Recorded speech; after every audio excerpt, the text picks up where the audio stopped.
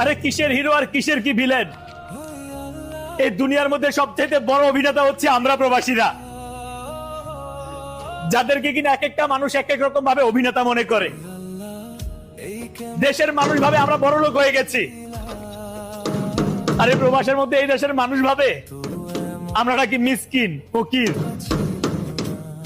সত্যিকার অর্থে এই প্রবাস হচ্ছে দেয়ালবিহীন এক জেলখানা, যে জেলখানার মধ্যে খুব সহজে আসা যায়, তবে হাজার ইচ্ছে থাকলেও খুব সহজে মুক্তি পাওয়া যায় না।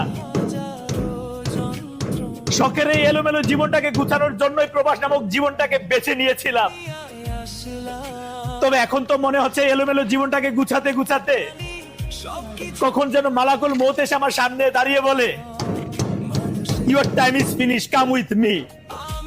তোমার সময় শেষ হয়ে গেছে, তুমি আমার সাথে চলো।